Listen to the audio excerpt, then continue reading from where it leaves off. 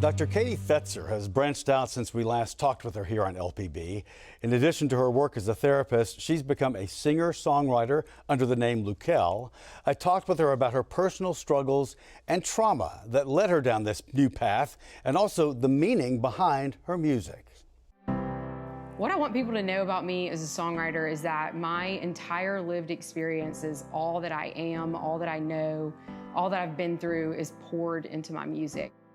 Dr. Katie Fetzer is a Baton Rouge psychologist, but as you can see in this YouTube video, there's a whole other career of possibilities she's trying out. She grew up in a family of musicians and songwriters, but it wasn't until a series of events happened in recent years that enabled her to reconnect with her own musical side.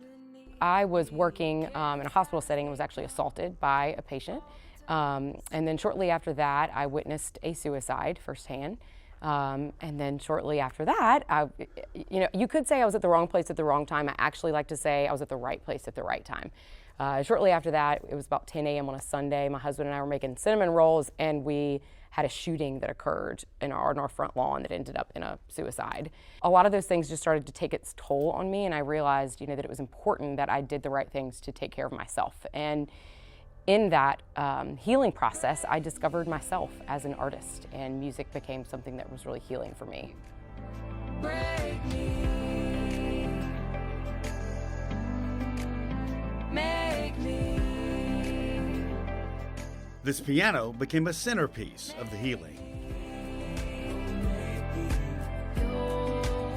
One night I just sat at it and I felt kind of invited to play, and came up with a little something. I thought it was horrible. I didn't know what I was doing, but eventually had some encouragement on the outside from others that said, "Keep going. It sounds good."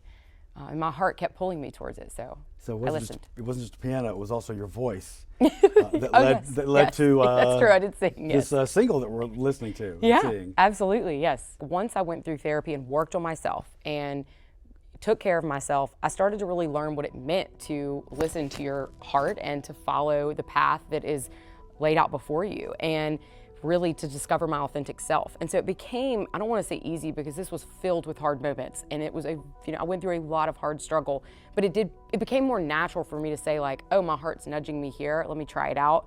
And once I stepped out of my comfort zone just got bigger. And so what I realized was my heart was telling me that I wanted to sing these songs that I was writing. I was coming up with the lyrics. They were coming out of my heart from, client experiences or my own experiences. And I realized that I didn't want anyone else singing them at this point in my journey. Maybe that will change. So, like if Paul McCartney or somebody's listening, no, I'm kidding.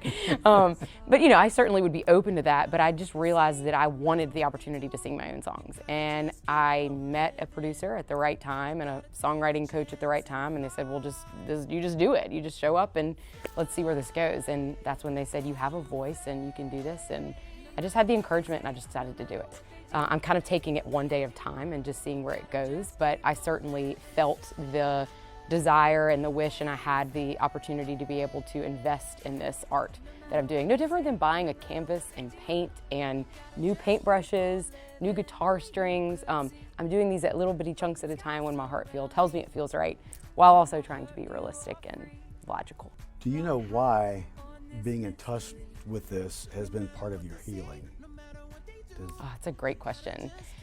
I do. I think that it's funny because I have a PhD in counseling, and so psychologically I could give you those explanations why, struggle and trauma can sometimes tap into the creative parts of the brain and they can be, but for me, I really feel like it came at a time when I was ready and willing to be open to a spiritual experience, because music for me is very spiritual. And so it was me really surrendering to something bigger than me. It's not about just me. It's about a message that I want to send, a healing message that I hope to send to hurting people in this world. And I feel like for me, once I surrendered to that, it became just something that kind of naturally is flowing out of me. I feel more like an instrument myself than anything else. And the message is?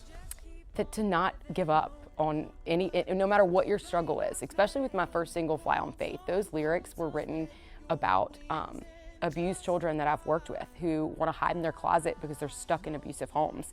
And what can you tell them? I mean, I'm in the hospital with them basically begging them, not begging, but I mean trying and using very evidence-based cognitive tools to teach them so that they can learn to not want to surrender to suicide and kill themselves.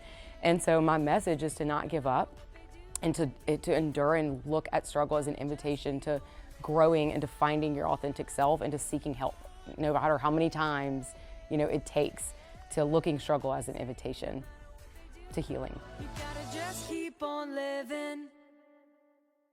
And it's nice to see how she incorporates music into the healing process.